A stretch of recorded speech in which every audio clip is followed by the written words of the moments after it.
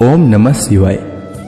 जिस प्रकार इस ब्रह्मांड का ना कोई अंत है ना ही कोई शुरुआत, उसी प्रकार शिव अनादि है। संपूर्ण ब्रह्मांड शिव में समाया हुआ है और वे ही हमारे अंतःकरण में भी विराजमान हैं। श्रावण का पावन महीना देवों के देव भगवान शिव का महीना माना जाता है। सावन महीने के सोमवार के दिन जो भी बाबा भोलेनाथ की पूर्ण श्रद्धा के साथ पूजा अर्चना करता है, साथ ही सावन सोमवार की व्रत कथा सुनता है और दूसरों को भी सुनाता है, उसकी हर मनोकामना पूर्ण होती है। आज श्रावण महीने की पहली सोमवार है। आज के दिन भगवान शिव की पूजा करनी चाहिए, साथ ही सावन सोमवार व्रत की कथा सुननी चाहिए और दूसरों को भी सुनानी चाहिए। तो आइए सुनते हैं सावन सोमवार व्रत कथा। प्राचीन समय की बात है। किसी नगर में एक धनी व्यापारी रहता था। इतना सब कुछ होने पर भी वह व्यापारी अंतर मन से बहुत दुखी था, क्योंकि उस व्यापारी का कोई पुत्र नहीं था। दिन रात उसे यही चिंता सताती थी। पुत्र पाने की इच्छा से वह व्यापारी प्रति सोमवार को भगवान शिव की पूजा अर्चना करता था। सायंकाल को व्यापारी शिव मंदिर में जाकर भगवान शिव के सामने घी का दीपक जलाया करता था। उस व्यापारी की भक्ति को देखकर एक दिन माता पार्वती ने भगवान शिव से कहा, हे प्राणनाथ, यह व्यापारी आपका सच्चा भक्त है। कितने दिनों से यह सोमवार का व्रत और पूजा नियमित रूप से कर रहा है। भगवान, आप इस व्यापारी की मनोकामना अवश्य पूर्ण करें। शिव जी ने माता पार्वती से कहा, हे पार्वती, यह संसार कर्म क्षेत्र है। जैसे किसान खेत में जैसा बीज बोता है वैसा ही फल काटता है, उसी तरह इस संसार में जैसा कर्म करते हैं वैसा ही फल भोगते हैं। माता पार्वती ने अत्यंत आग्रह से कहा, महाराज, जब यह आपका अनन्य भक्त है और इसको अगर किसी प्रकार का दुख है तो उसको अवश्य दूर करना चाहिए, क्योंकि आप सदैव अपने भक्तों पर दयालु होते हैं और उनके दुखों को दूर करते हैं। यदि आप ऐसा नहीं करेंगे तो मनुष्य आपकी सेवा तथा व्रत क्यों करेंगे। माता पार्वती का इतना आग्रह देखकर भगवान शिव ने कहा, तुम्हारे आग्रह पर मैं इस व्यापारी को पुत्र प्राप्ति का वरदान देता हूं, लेकिन इसका पुत्र 16 वर्ष से अधिक जीवित नहीं रहेगा। उसी रात भगवान शिव ने स्वप्न में आकर उस व्यापारी को दर्शन देकर उसे पुत्र प्राप्ति का वरदान दिया और उसके पुत्र के 16 वर्ष तक जीवित रहने के बारे में भी बताया। भगवान के वरदान से व्यापारी को थोड़ी खुशी हुई, लेकिन पुत्र के अल्प आयु की चिंता ने उस खुशी को नष्ट कर दिया। व्यापारी पहले की तरह सोमवार का विधिवत व्रत करता रहा। कुछ महीने पश्चात उसके घर में अति सुंदर पुत्र उत्पन्न हुआ। इससे व्यापारी के घर में खुशियां भर गई। बहुत धूमधाम से पुत्र जन्म का समारोह मनाया गया। व्यापारी को पुत्र जन्म की अधिक खुशी नहीं हुई, क्योंकि उसे पुत्र की अल्प आयु के रहस्य का पता था। यह रहस्य घर में किसी को नहीं मालूम था। विद्वान ब्राह्मणों ने उस पुत्र का नाम अमर रखा। जब अमर 12 वर्ष का हुआ तो शिक्षा के लिए उसे वाराणसी भेजने का निश्चय हुआ। व्यापारी ने अमर के मामा दीपचंद को बुलाया और कहा कि अमर को शिक्षा प्राप्त करने के लिए वाराणसी ले जाओ।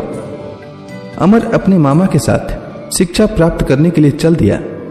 रास्ते में जहां भी अमर और दीपचंद रात्रि विश्राम के लिए ठहरते, वहीं यज्ञ करते और ब्राह्मणों को भोजन कराते थे। लंबी यात्रा के बाद अमर और दीपचंद एक नगर में पहुंचे। उस नगर के राजा की कन्या के विवाह की खुशी में पूरे नगर को सजाया गया था। निश्चित समय पर बारात आ गई, लेकिन वर का पिता अपने बेटे के एक आंख से काने होने के कारण बहुत चिंतित था। उसे इस बात का भय सता रहा था कि कहीं राजा को इस बात का पता चलने पर वह विवाह से इनकार न कर दे, इससे उसकी बदनामी होगी। वर के पिता ने अमर को देखा और उन्होंने एक विचार किया। उसने सोचा, क्यों ना इस लड़के को दूल्हा बनाकर राजकुमारी से विवाह करा दूं। विवाह के बाद इसको धन देकर विदा कर दूंगा और राजकुमारी को अपने घर में ले जाऊंगा। वर के पिता ने इसी संबंध में अमर और दीपचंद से बात की। दीपचंद ने धन मिलने के लालच में वर के पिता की बात स्वीकार कर ली। अमर को दूल्हे के वस्त्र पहनाकर राजकुमारी चंद्रिका से विवाह करा दिया गया। राजा ने बहुत सा धन देकर राजकुमारी को विदा किया। अमर जब लौट रहा था तो सच नहीं छिपा सका और उसने राजकुमारी की ओढ़नी पर लिख दिया, राजकुमारी चंद्रिका, तुम्हारा विवाह तो मेरे साथ हुआ था। मैं तो वाराणसी में शिक्षा प्राप्त करने जा रहा हूं। अब तुम्हें जिस नव युवक की पत्नी बनना पड़ेगा वह कान्हा है। जब राजकुमारी ने अपनी ओढ़नी पर लिखा हुआ यह बात पढ़ा तो उसने कान्हे लड़के के साथ जाने से इनकार कर दिया। राजा ने सब बातें जानकर राजकुमारी को महल में रख लिया। उधर अमर अपने मामा दीपचंद के साथ वाराणसी पहुंच गया। वाराणसी पहुंचने के बाद अमर ने गुरुकुल में पढ़ना शुरू कर दिया। जब अमर की आयु 16 वर्ष पूरी हुई तो उसने एक यज्ञ का आयोजन किया। यज्ञ की समाप्ति पर ब्राह्मणों को भोजन कराया और खूब अन्न वस्त्र दान किए। रात को अमर अपने शयन कक्ष में सो गया। शिव के वरदान के अनुसार शयनावस्था में ही अमर के प्राण पखेरु उड़ गए। सूर्योदय पर मामा अमर को मृत देखकर रोने पिटने लगा। आसपास के लोग भी एकत्र होकर दुख प्रकट करने लगे। मामा के रोने विलाप करने के स्वर समीप से गुजरते हुए भगवान शिव और माता पार्वती ने भी सुने। पार्वती जी ने भगवान शिव से कहा, प्राणनाथ, मुझसे इसके रोने के स्वर सहन नहीं हो रहे हैं। आप इस व्यक्ति के कष्ट अवश्य दूर करें। भगवान शिव ने माता पार्वती जी के साथ अदृश्य रूप में समीप जाकर अमर को देखा तो पार्वती जी से बोले, पार्वती, यह तो उसी व्यापारी का पुत्र है। मैंने इसे 16 वर्ष की आयु का वरदान दिया था। इसकी आयु तो पूरी हो गई। पार्वती जी ने फिर भगवान शिव से निवेदन किया, हे प्राणनाथ, आप इस लड़के को जीवित करें, नहीं तो इसके माता पिता पुत्र की मृत्यु के कारण रो रो कर अपने प्राणों को त्याग कर देंगे। इस लड़के का पिता तो आपका परम भक्त है। वर्षों से सोमवार का व्रत करते हुए आपको भोग लगा रहा है। पार्वती जी के आग्रह करने पर भगवान शिव ने उस लड़के को जीवित होने का वरदान दिया और कुछ ही पल में वह जीवित होकर उठ बैठा। शिक्षा समाप्त करके अमर मामा के साथ अपने नगर की ओर चल पड़ा। दोनों चलते हुए उसी नगर में पहुंचे जहां अमर का विवाह हुआ था। उस नगर में भी अमर ने यज्ञ का आयोजन किया। समीप से गुजरते हुए नगर के राजा ने यज्ञ का आयोजन देखा। राजा ने अमर को तुरंत पहचान लिया। यज्ञ समाप्त होने पर राजा अमर और उसके मामा को महल में ले गया और कुछ दिन उन्हें महल में रखकर बहुत सा धन और वस्त्र देकर राजकुमारी के साथ विदा किया। रास्ते में सुरक्षा के लिए राजा ने बहुत से सैनिकों को भी साथ भेजा। दीपचंद ने नगर में पहुंचते ही एक दूत को घर भेजकर अपने आगमन की सूचना भेजी। व्यापारी ने अपनी पत्नी के साथ स्वयं को एक कमरे में बंद कर रखा था। भूखे प्यासे रहकर व्यापारी और उसकी पत्नी बेटे की प्रतीक्षा कर रहे थे। उन्होंने प्रतिज्ञा कर रखी थी कि यदि उन्हें अपने बेटे की मृत्यु का समाचार मिला तो दोनों अपने प्राण त्याग देंगे। अपने बेटे अमर के जीवित वापस लौटने की सूचना से व्यापारी बहुत प्रसन्न हुआ। व्यापारी अपनी पत्नी और मित्रों के साथ नगर के द्वार पर पहुंचा।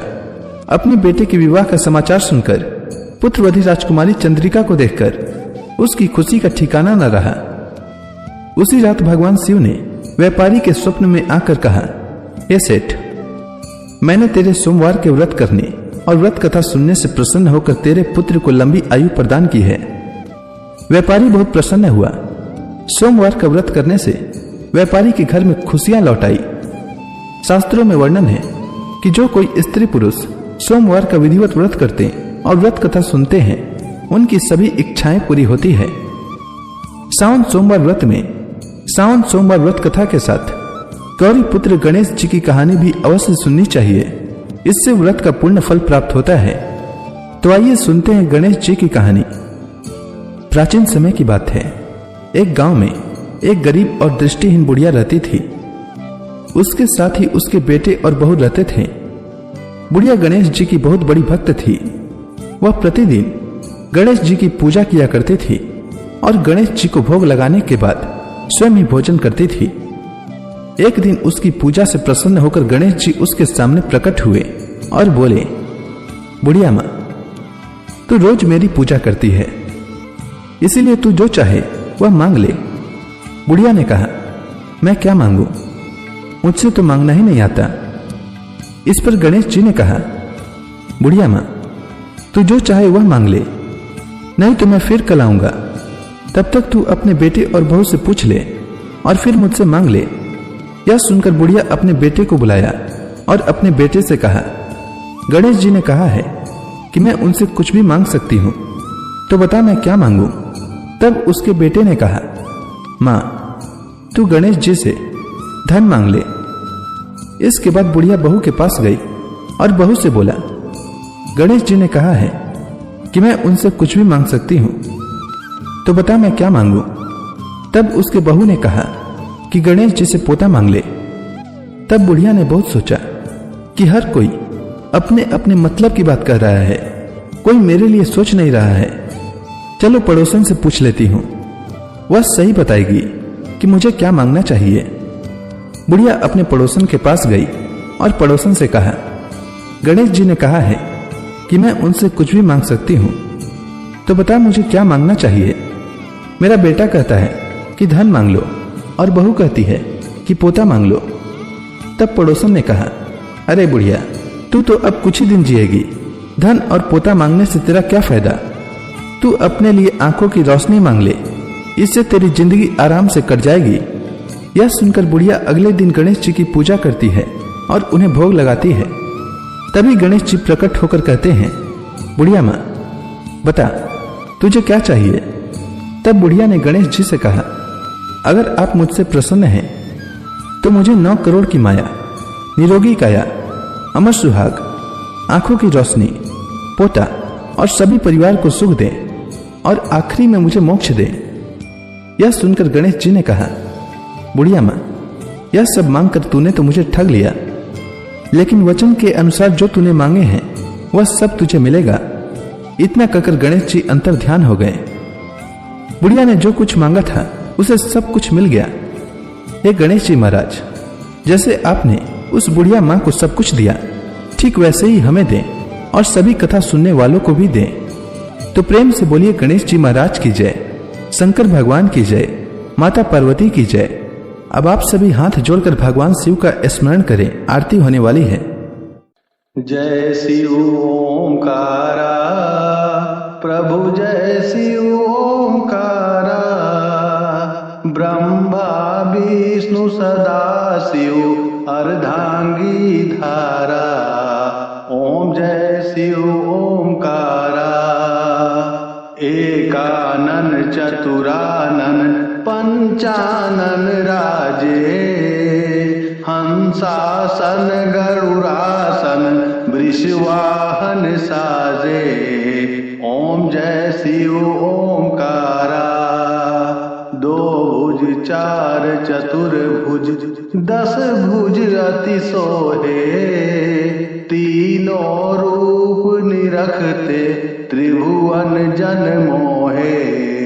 ओम जय शिव ओंकारा, अक्षय माला बन माला मुंड माला धारी, चंदन मृग मद सोहे भाले शुभकारी। ओम जय शिव ओंकारा, श्वेतांबर पीतांबर बाघांबर अंगे, ब्रह्मादिक सनकादिक प्रेतादिक संगे। ओम जय शिव ओंकारा, कर के मध्य कमंडलु और त्रिशूलधारी, सुखकारी दुखकारी जगपालनकारी। ओम जय शिव ओंकारा, ब्रह्मा विष्णु सदा शिव जानत अविवेका, प्रणवाक्षर में शोभित ये तीनों एका। ओम जय शिव ओंकारा, त्रिपुर स्वामी की आरती जो कोई नर गावे, कहत शिवा